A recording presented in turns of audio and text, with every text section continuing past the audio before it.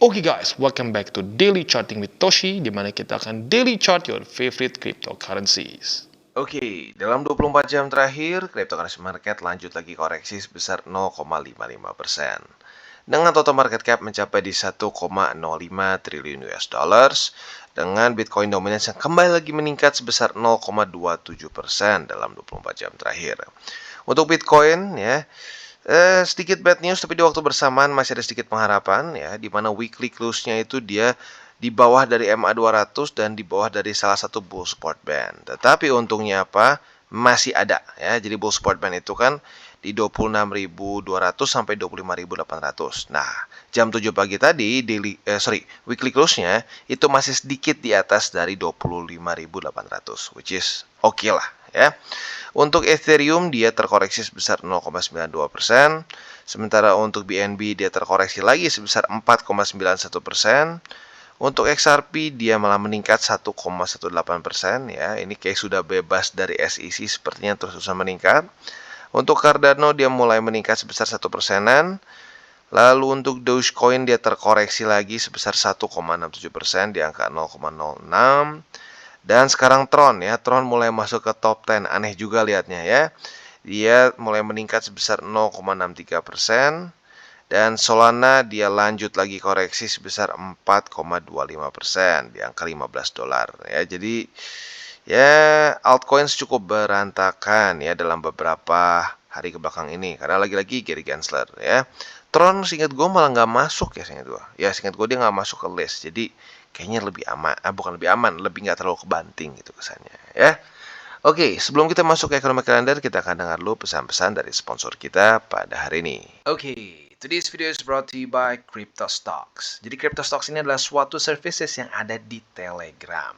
Mereka menyediakan berbagai macam hal, mulai dari fully automated market scanners, fully automated copy trade, liquidation zones, dan banyak hal lain. Mereka juga memberikan akses ke the best traders yang memiliki success rate lebih besar daripada 90%, which is quite good ya. Nah, tetapi yang tentunya rata-rata orang Indonesia suka adalah mereka sedang ada 1 month free trial ya. Jadi buat lo yang tertarik, ini mulai dari beginner sampai expert menurut gua bisa pertimbangkan untuk coba lihat ya. Jadi karena 1 month free trial ini berarti lu mendapatkan ini ya 49 USD secara gratis. Caranya seperti apa? Gampang banget, tinggal klik link di bawah ya yang untuk si CryptoStocks ini dan kalian akan langsung masuk ke Telegramnya, klik join ya. Setelah itu kalian akan mendapatkan berbagai macam channel yang kalian bisa follow ya. Jadi bentuknya di sini adalah seperti service channel lagi di dalamnya ya.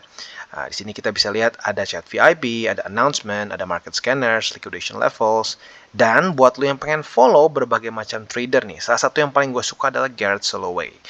Nah, si Garrett Soloway ini dia itu seorang TA analis sebenarnya masuknya ya. Nah, yang gue suka itu dia memberikan analisa yang cenderung bisa dibilang balance ya.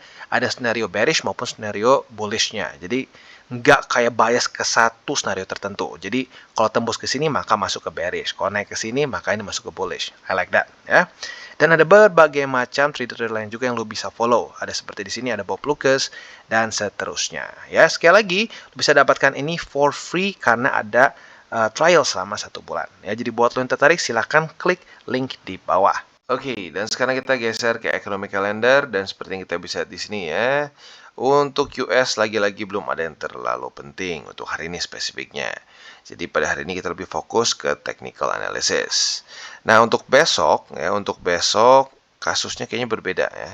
Yes, untuk besok kita akan keluar core CPI, lalu akan keluar juga data CPI, yaitu 2 data penting karena ngomongin tentunya langsung berhubungan dengan keadaan ekonomi di Amerika ya, dan ngomongin juga soal inflasi inti ya.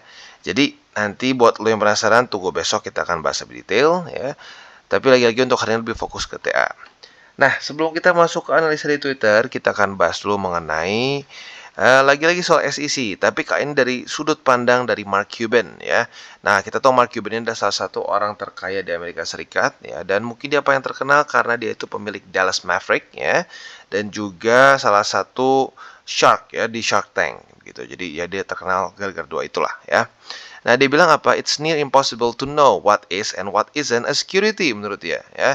Ini nyaris nggak mungkin untuk tahu apakah ini sekuritas atau tidak ya. Kenapa seperti itu? Kita lihat ya.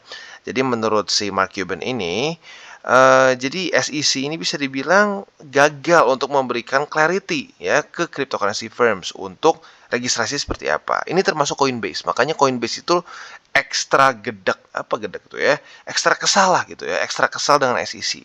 Karena dia dari dulu bahkan sebelum dia sudah listing ya, karena kita tahu Coinbase itu sudah memiliki saham atau sudah publicly listed di US ya.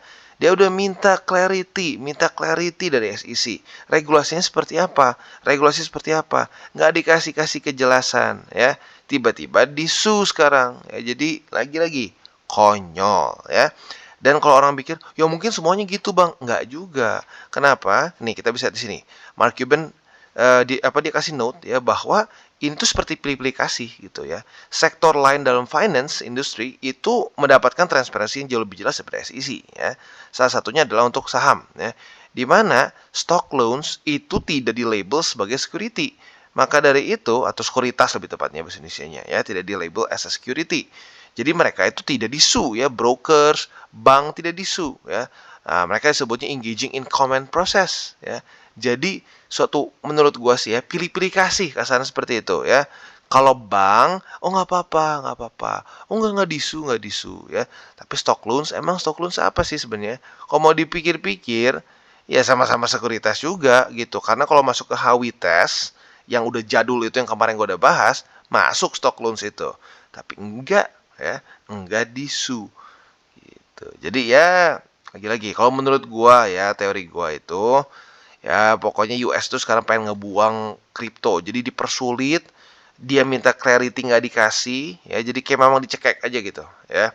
Ya udah, ya semoga saja exchanger yang lain mungkin ya bisa ya udah fokus aja keluar dari US, ya keluar dari US dan cari negara-negara yang lebih crypto friendly, begitu. Itu harapan gua, ya. Jadi nggak perlu lagi kita berurusan dengan Gary Gensler ya karena bagi Gary Gensler asalkan bukan punya perbankan semua sekuritas ya.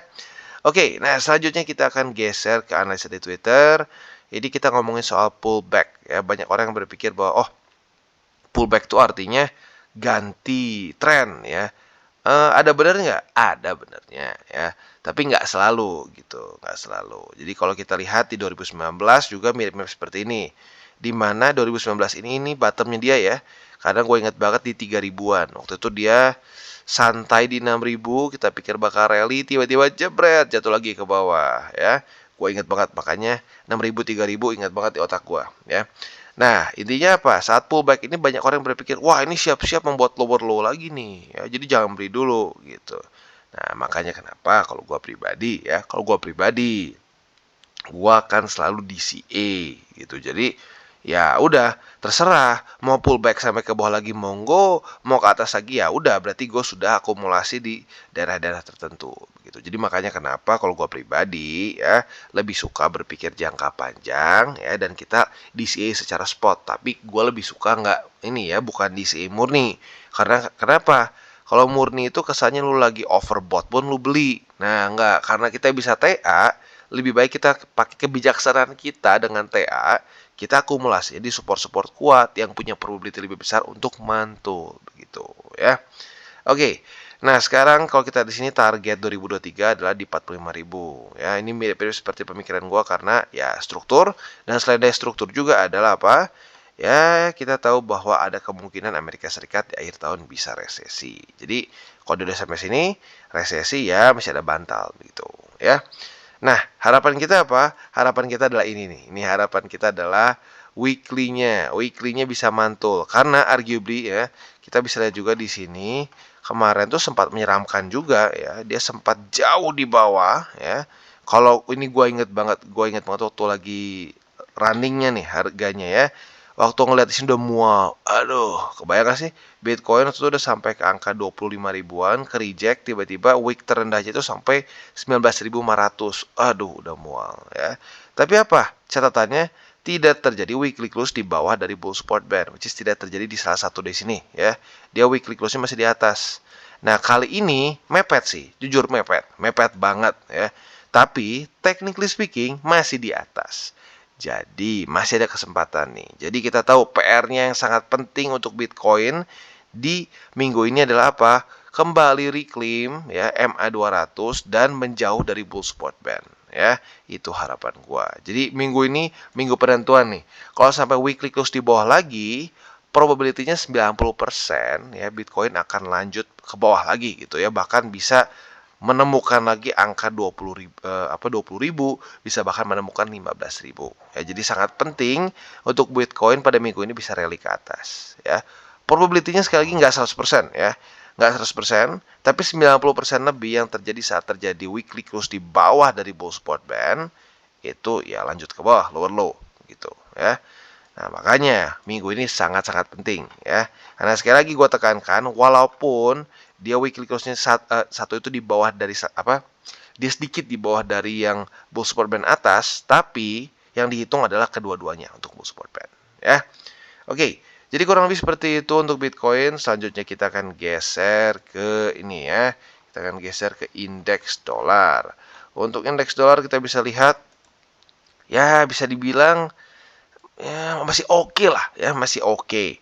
Nah, tapi masih belum sesuai harapan kita ya. Semoga saja ini udah ke-reject sekali, ke-reject lagi.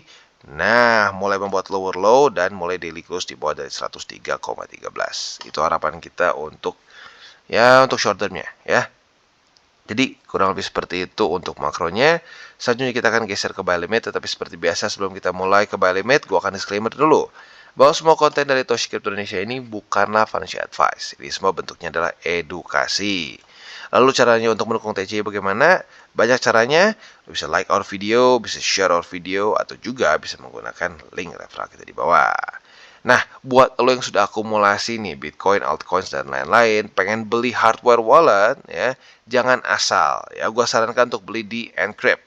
Kenapa? Karena Encrypt ini adalah authorized reseller. Jadi nggak perlu lagi tuh takut-takut. Aduh bang, ini udah compromise nggak ya? Gue takutnya kirim dan gue ditarik ya. Nggak perlu takut-takut lagi. Semua di sini masih disegel. Gue pribadi sudah pernah pakai. Ada yang Ballet, ada juga OneKey yang udah pernah gue review. Tapi yang merek-merek lain juga tentunya bisa ya. Jadi kurang lebih seperti itu dan sekarang kita akan lanjut ke buy limit. Oke, dan sekarang kita ke Bitcoin. Untuk posisi spot dari Bitcoin tentunya kita tahu ya, sama seperti kemarin, masih tinggal tersisa satu yaitu di angka 24.495 ya. Itu untuk posisi spot di Bitcoin yang terakhir gitu ya. Nah, untuk posisi futuresnya kita bisa lihat di sini apabila terjadi retest 1, retest 2 di 26.400, kita bisa pertimbangkan untuk buka posisi short dengan target TP-nya di ya jujurnya mepet sih di 25.000 ya, 25.800-an, which is itu adalah bull support band. Nah, itu untuk posisi short. Untuk posisi longnya bisa di bawah sini apabila dia drop ya, retest 1, retest 2 bisa buka posisi long, atau dia reclaim. Kalau reclaim di sini retest 1, retest 2, kita bisa buka posisi long dengan target TP konservatif di 20 atau MA 20 lebih tepatnya. Dan untuk target TP yang lebih agresif di 27.000. Oke, dan untuk Ethereum kita bisa lihat di sini ya, buy limit pertama sudah tembus, buy limit kedua juga sudah tembus. Yang tinggal tersisa adalah buy limit ketiga kita di 1705,17. Ya, jadi buat lo yang masih belum dapat ya, which is terakhir kali dapat di sini sih sebenarnya kesempatannya di Maret. Ya, silakan bisa pertimbangkan untuk limit buy di 1705,17 ya. Nah, untuk posisi featuresnya yang pertama adalah posisi short. Sudah terjadi retest pertama di 1780 sebagai apa? Sebagai resisten. Jadi apabila terjadi retest pada hari ini untuk yang kedua kalinya, nah kita bisa buka posisi short dengan target TP kita di 1705,17 ya. Itu untuk posisi shortnya. Nah, untuk posisi longnya otomatis tinggal kita balik saja logikanya. Retest 1, retest 2 di 1705 sebagai support. Kita bisa buka posisi long dengan target TP kita di 1780. XRP lanjut lagi mantul ya. Jadi kita bisa di sini ya. Dia terpantul lagi oleh 50 sen dan juga MA20 arguably ya. Jadi untuk buy limit dari XRP masih utuh. Buy limit pertama di 50 sen atau MA20, buy limit kedua di MA50 tepatnya di 47 sen, dan buy limit ketiga kita di ini ya di 42 sen ya, di 42 sen. Jadi kurang lebih seperti itu untuk posisi spot di XRP. Nah, untuk posisi longnya malah terjadi lagi di sini ya. Jadi buat lo yang ketinggalan posisi long di sini, udah dapat juga di sini. Retest 1, retest 2, keulang ya. Nah, untuk target TP posisi long kita jelas yaitu di 54 sen. Itu untuk target sekali lagi posisi long. Untuk posisi futures tinggal kita nyontek ke tanggal 4 dan 5 kemarin. Retest 1, retest 2 di 54 sen sebagai resisten. Kita bisa buka posisi short dengan target TP kita di 50 sen. Oke, dan sekarang kita geser ke BNB. Dan seperti yang gue sudah bahas juga kemarin ya, kita rasakan lagi-lagi BNB lebih drop dibandingkan dengan beberapa alts lain ya. Kayak Solana ada juga drop. Tapi BNB lebih parah. Kenapa? Karena ada kecenderungan seperti yang gue bilang ya. Ya, yang diserang spesifiknya adalah BNB. Atau lebih tepatnya yang diserang adalah Binance begitu. Jadi ya kerasa ekstra drop ya. Nah, jadi untuk BNB sendiri bisa dibilang dia tinggal tersisa buy limit ketiga ya di 216,1 untuk posisi spotnya ya. Nah, jadi itu kurang lebih untuk posisi spot. Untuk posisi futures sayangnya kemarin tidak terjadi retest kedua ya di 240. Jadi untuk sekarang kita lihat apakah dia daily close-nya masih di atas dari 230 atau tidak. Kalau dia tetap daily close-nya di atas dari 230, kita bisa pertimbangkan untuk buka posisi long di hari keduanya dan target TP di 240,2. Sementara untuk posisi short bisa kita pertimbangkan kalau dia daily close di bawah, retest 1, retest 2 sini sebagai resisten, kita bisa buka posisi short dengan target TP di 216. Oke, dan selanjutnya kita geser ke Matic. Matic juga bisa dibilang salah satu yang cukup parah ya, tapi kayaknya nggak separah BNB seingat gua.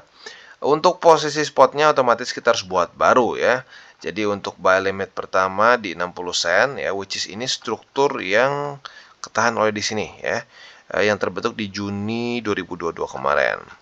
Nah, itu untuk buy limit pertama, buy limit kedua sekarang di 46 sen. Itu untuk posisi spot di Matic.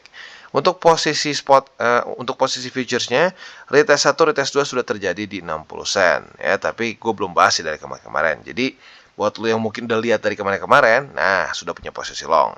Target TP untuk posisi longnya gimana? Target TP-nya adalah di 68 sen. Sementara untuk posisi shortnya otomatis tinggal kita balik logikanya. Retest 1, retest 2 di 68 sen sebagai resisten. Kita bisa buka posisi short dengan target TP kita di 60 sen ya. Jadi kurang lebih seperti itu untuk Matic ya, dan juga ending dari DCWT kita pada hari ini. Seperti biasa gue ingatkan, jangan pakai uang panas, jangan over leverage, dan berpikirlah jangka panjang. Dan untuk hari ini seperti yang gue sudah bilang tadi ya, hari ini lebih fokus ke TA. Tapi besok siap-siap kita akan diguncangkan dengan data CPI. Semoga sesuai dengan harapan kita. Oke guys, jadi itu adalah akhir dari segmen DCWT kita pada hari ini. Dan jangan lupa bagi kalian yang merasakan manfaat dari segmen ini, jangan lupa untuk share ke teman-teman kalian. Dan apabila lu pengen mensupport channel kita, ya TCI, jangan lupa untuk menggunakan link referral kita di bawah. Nggak wajib ya, tetapi apabila lu menggunakan link referral kita di bawah, ada macam-macam ya, dari Bybit, Huobi, Maxi, toko kripto, dan banyak lagi ya. Ya, walaupun nggak wajib, tapi kalau menggunakan link referral kita, lu secara langsung membantu perkembangan dari TCI. Dan satu lagi, jangan lupa juga untuk join Telegram group kita, di mana kita bisa ngobrol-ngobrol santai mengenai dunia cryptocurrency secara dua arah. So, jangan lupa untuk like, subscribe, klik the bell icon, and see you on the next video.